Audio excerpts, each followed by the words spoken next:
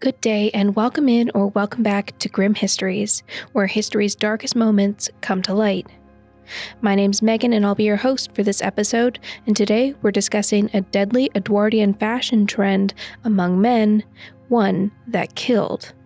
Let's get into it. Fashion trends have always been dynamic, evolving over time and space. They often reflect their era's socio-cultural values, aspirations, and aesthetics. However, in certain instances, pursuing fashion has had lethal consequences. One of history's most intriguing and deadly fashion items is the Edwardian Collar, infamously nicknamed the Father Killer. The Edwardian collar was a prominent staple in men's fashion between 1901 and 1910. It was a high, stiff collar that tightly buttoned around the neck. It was detachable with the intention of maintaining ultimate cleanliness. Ideally, they would be designed to come all the way up the neck and tuck right under the chin. Its primary function was to uphold an appearance of refinement and class. For the Edwardians, looking dignified and maintaining social status was paramount, and wearing a collar was seen as a hallmark of gentility. The wearer must maintain a perfect posture to wear it, or the collar becomes incredibly uncomfortable. However, the style came at a considerable cost. The stiffness of these collars, often accentuated by starching, made them highly uncomfortable and sometimes hazardous. They pressed tightly against the neck, limiting blood flow and restricting airflow. Additionally, these collars were exceptionally tight. Any swelling from the wearer, which is very typical to have some sort of fluctuations depending on various factors, would cause the wearer to suffocate slowly. The moniker Father Killer might sound dramatic, but the origins of this name are rooted in some unsettling events. There were recorded instances where men fainted or died due to these collars. These tragic outcomes stemmed from a combination of factors. The restricted blood and airflow could exacerbate pre-existing medical conditions such as heart, asthma, or other such conditions.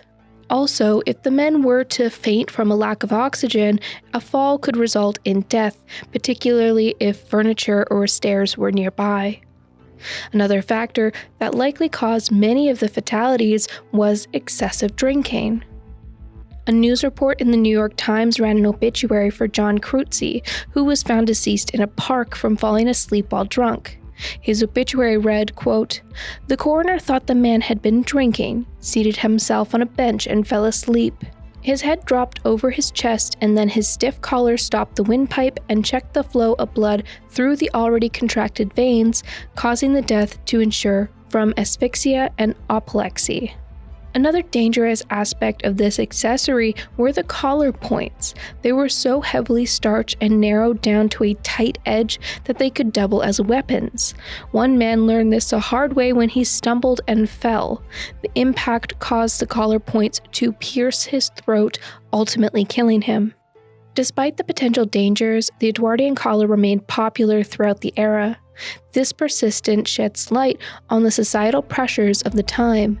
For men, especially those in the upper class, appearance was crucial. It reflected personal style, social standing, wealth, and respectability. Choosing to forego the collar was tantamount to making a social statement. It implied a deliberate departure from the established norms of the day.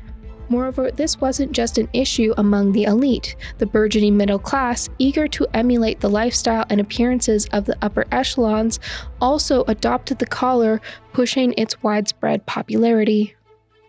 But like all fashion trends, the Edwardian collar eventually fell out of favor.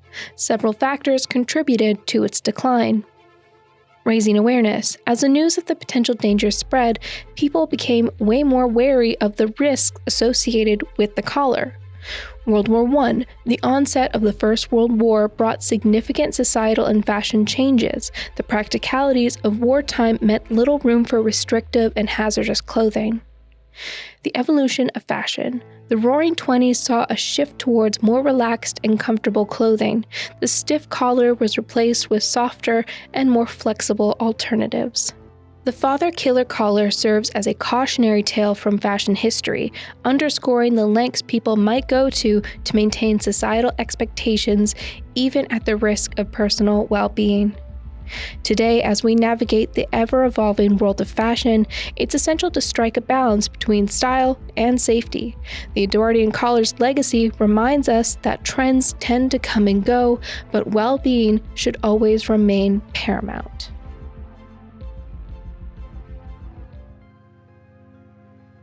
History is filled with enigmas and dark tales, but our journey together uncovering these grim histories is only the beginning.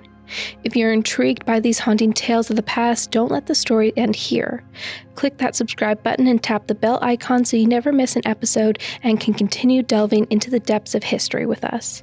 Want more dark tales? Dive into our previous episodes and get lost in the stories we've unearthed. If today's episode sparked your curiosity, let us know. Leave a comment below, share your thoughts, and give this video a thumbs up. Sharing our content helps others embark on the historical journey too. Until next time, continue to seek the stories that time has whispered. This is Grim Histories, signing off.